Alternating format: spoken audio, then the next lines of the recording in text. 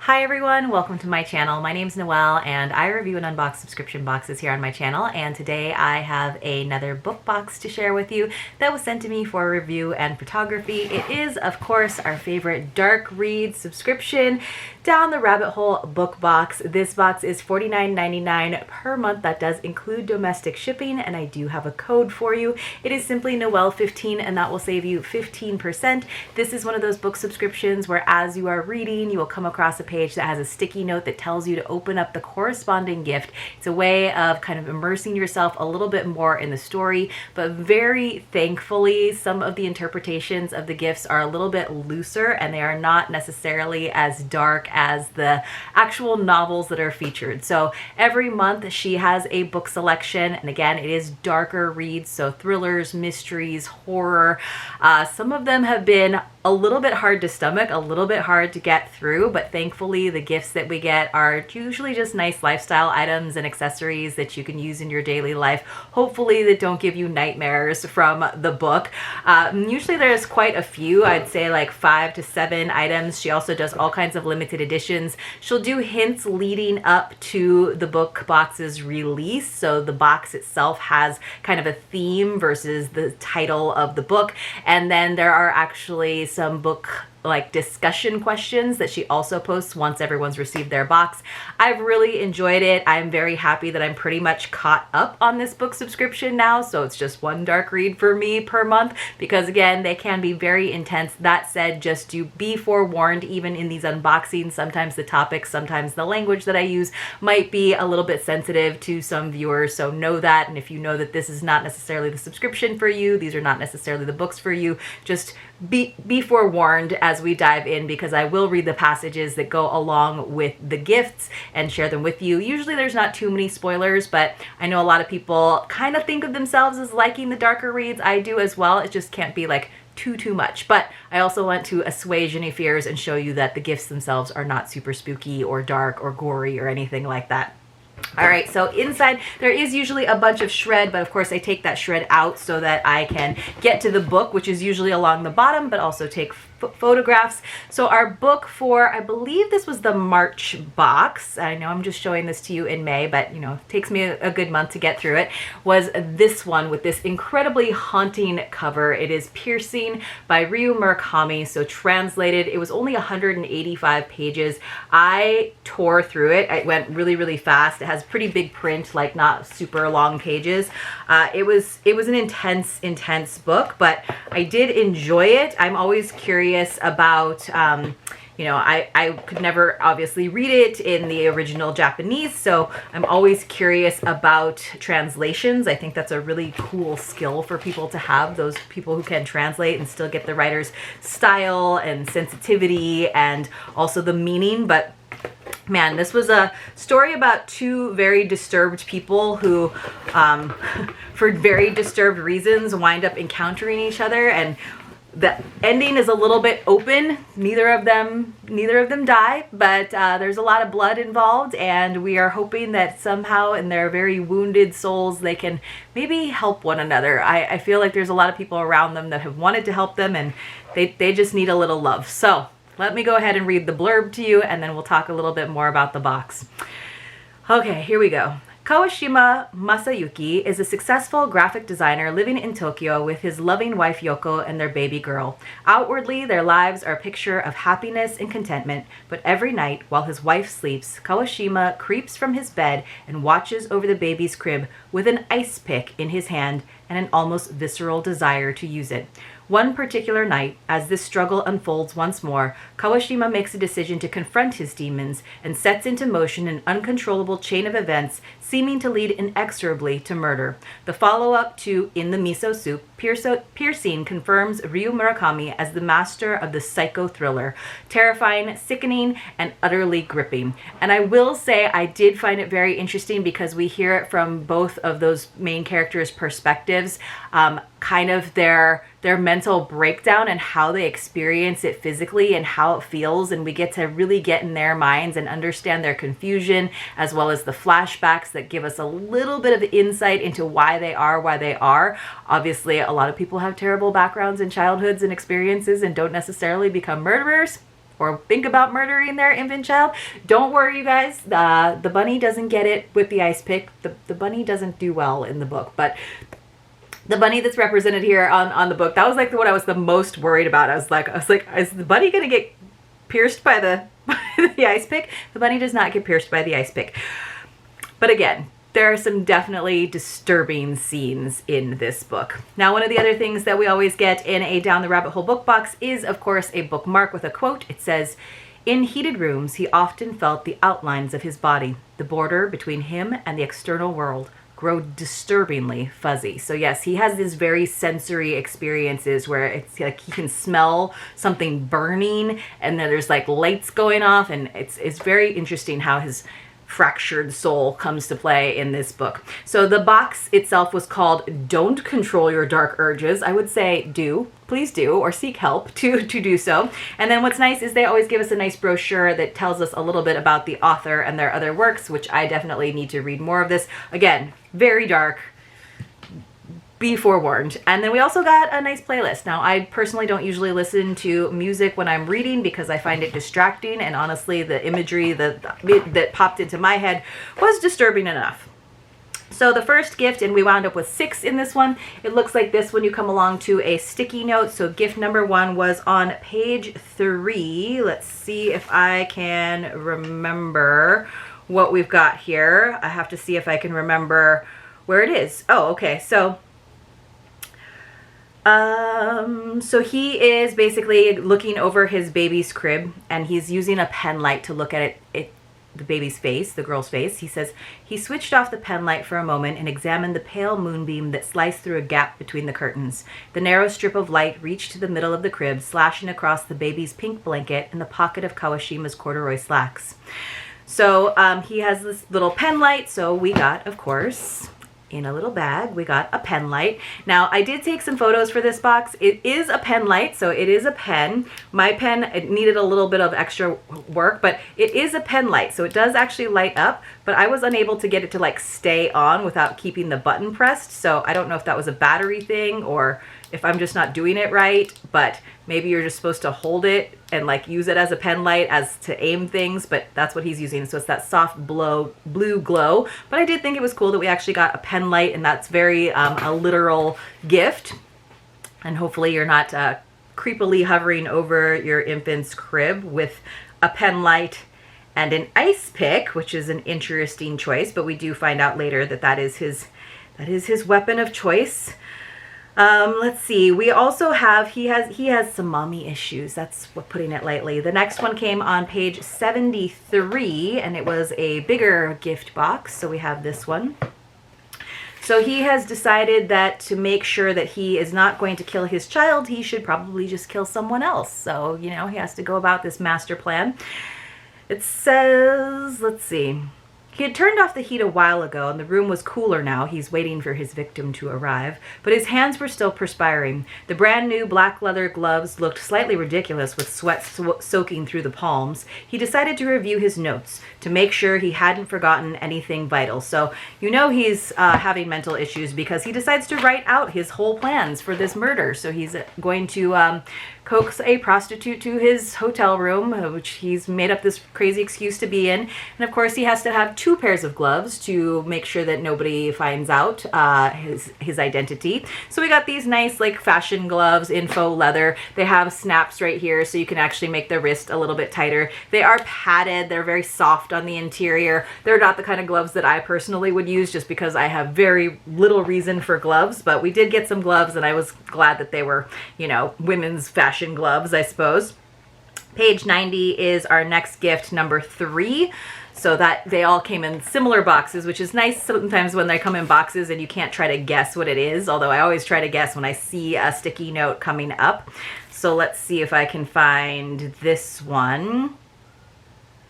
He was about to say something to her when she suddenly reached for the handbag at her feet, placed it on her lap, dug around inside, and extracted a tube of lipstick. She then calmly proceeded to apply it to her lips, peering into a compact she held in her left hand. So she's not angry, he thought, feeling mildly relieved. He didn't notice the tip of the lipstick trembling, or the resulting slightly uneven line. So she has her own issues. She's just woken up from like a 72-hour sleep due to taking some drugs to help her sleep, and she's having her own kind of breakdown, but she's trying to stay calm.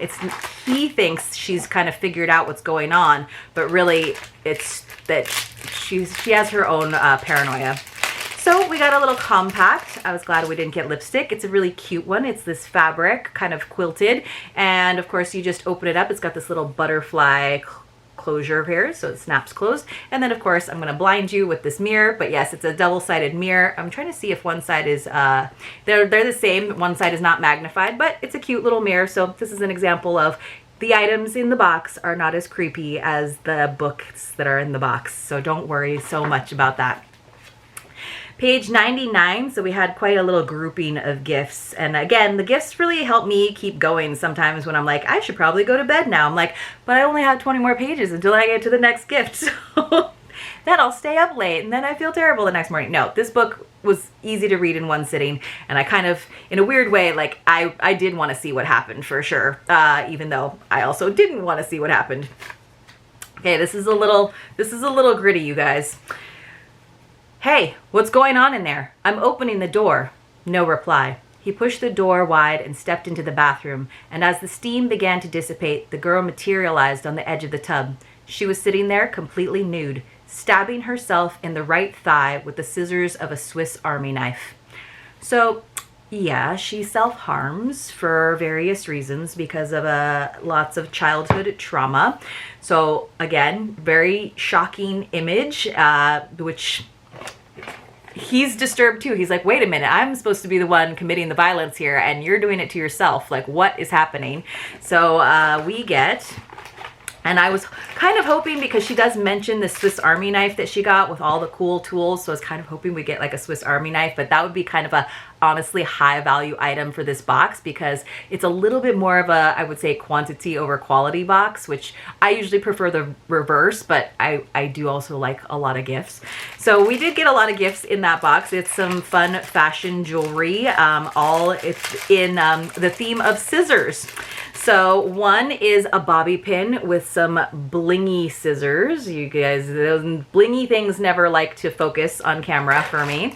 Then we got some, again, it's on a card that even says it's fashion jewelry. So again, not the like highest quality stuff, but these are kind of fun. I don't know when you would wear these, but they have hearts for the posts, and then they're sort of embossed almost. Like these aren't sparkly, but they just have, you know, they're embossed, so they have like the little bumps on them to make them catch the light, but they do have that dangle effect, I guess, if you're going for kind of a like punky kind of look. And then we also got, I know, we got a lot in this one.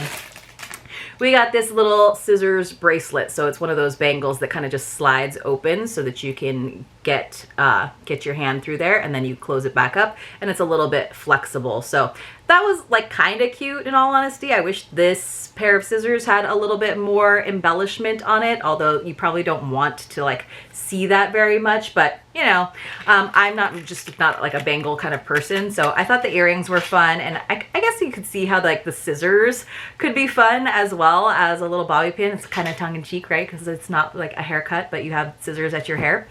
All right, so thankfully there's no blood on them. Then we have another one on page 123. So this is our fifth gift that we are coming up on. Let me see if I can remember this one. So he does wind up taking her to the hospital, but he waits outside, and you know, he thinks that she's gonna tell, but she doesn't tell because she's in a whole like almost fugue state where she's very confused. She actually thinks of him as her savior. He's here to save her, and he's saved her many times before. So there had been about 10 other people in the waiting room. A man with a shaved head sitting in a wheelchair, his eyes half closed and his mouth hanging open, wearing just a thin cotton robe. A middle-aged woman with thick makeup whose big toe and ankle were swollen grotesquely and who's supported by two thin young men sitting on either side of her. A group of 4 men dressed for construction work who smelled of sweat and sat with their heads bent together, discussing something in low voices. An old man with bulging purple veins on his hands reading a newspaper. A man cradling a baby next to a woman holding a stuffed toy chipmunk and pressing a handkerchief to her eyes. So she's just looking at all the crazy people in the in the hospital, actually physically wounded people. She's got, again, some mental obstacles to face. I was like, are we gonna get a stuffed toy chipmunk? We did not get a stuffed toy chipmunk, but gift number 5 was in here, and we got, out of all those things, I was like, what are we gonna get out of that list of items? We got a little handkerchief, which I did think was kind of cute. I've kind of folded it up. So it's just a little square handkerchief with some feathers on it, very like simple. It would make a great little pocket square if you're a gentleman who wears a pocket square. But I have found that I need to start carrying handkerchiefs and tissues with me, just because my nose tends to run when I'm eating and it's really cold. I know, I'm turning into an old lady. But it's a little handkerchief that you could use as a little pocket square or something, or just to have, you know, in your purse if you need to dab something neatly. So that is what we got for that one. And then the last gift, this was kind of nice because in this case, we ended with my favorite gift in the box. So this is the kind of item that I feel like is a little bit more quality, and I would possibly be fine with, hey, let's get like 4 to 5 gifts instead of like 6 to 7 gifts and have them be a little bit higher of an average value. This one came on page 179, which was just a few pages from the end. Like I said, it was 185 pages. Let's see if I can remember this. So again, he had written all of his thoughts down, his plans. You know, he was gonna tell his wife and his company that he was staying in a hotel as a little sabbatical, and also to do some marketing research. And then he decided that if he was going to coax someone to the hotel and kill them, he would need to do it at a different hotel and have a disguise. And he thinks of all of it, and he kind of talks to himself in his notebook saying like, hey, you can only put plans in here. You can't put like ask yourself why you feel certain ways, or your memories of different times. It's very interesting. It's very interesting. All right. Sanada Chiaki, so that is the other character, that is the woman that he coaxes and eventually takes to the hospital. Sanada Chiaki managed to reach the cooking scissors and cut the cord that bound her wrists. She pulled the dishcloth from her mouth and gazed for quite a long while at the man's face. She had no intention of calling the police. It would only mean spending hours and hours, if not days, at the police station. In the man's overnight bag, she found a notebook and another tape-wrapped package. Inside the package was a big, dangerous-looking knife. She was tired, and her throat and chest and wrists and thigh hurt, but she read the notebook from beginning to end. Even after she'd finished, she didn't know if what she'd read was a plan for an actual crime or simply the fantasies of a sick mind. But one thing was for sure, the man sleeping over there on the carpet was not some prince who'd worshipped her from afar and come galloping to her rescue. I know, it's so disappointing, because Kawashima is a murderer. And also needs mental help, but you feel for her because her memories, her stories, her station in life at 21 years old, it is just tragic, and you want her to find this prince that's going to save her and get her help. So we got this lovely LSW A5 bullet journal in mist. It is 192 pages, but it is very lovely. It's got this kind of linen finish. It's got this little gold engraved detail. It had this band on it. Let me see if I can slide this off. I probably can't. I think it's dotted pages, which I actually really like dotted pages. Let me see. Can I open this up neatly? Probably not, but I wanted to share it with you. I guess I didn't open it when I took pictures. Yeah, so just very fine dots. You probably won't be able to see them on the screen, but a really nice journal. It does have that slight crease here so that you can start to turn the pages back on themselves. And I really like the flexibility, honestly, of a journal like this, but I thought this was very chic. He probably, as a graphic designer, would actually use something this chic, but then the contents would just be crazy and all over the place. But it was a little bit of a gnarly book, in all honesty, but it was a very quick read because I was intrigued to find out what happened. But there is a lot of violence, there is a lot of trauma, there's a lot of sadistic intentions and thoughts in it, so just do know that that is the case. But we got a little pen light, the gloves, those were probably my least useful items for me. The little mirror, the compact mirror, the scissor jewelry, again, just fashion jewelry, not very expensive at all, not super high quality. The little handkerchief is very sweet, but I did really like this journal, this nice beige notebook that we got. So you guys let me know in the comments below. Have you read any of Ryu Murakami's stuff before? It is very intense. If you like dark stuff, I highly suggest giving it a shot. Why not? And I will see you all very soon in my next unboxing. If you just want to show some appreciation for the channel, even if these are not necessarily your favorite videos, a thumbs up would definitely help me out. I'll see you soon.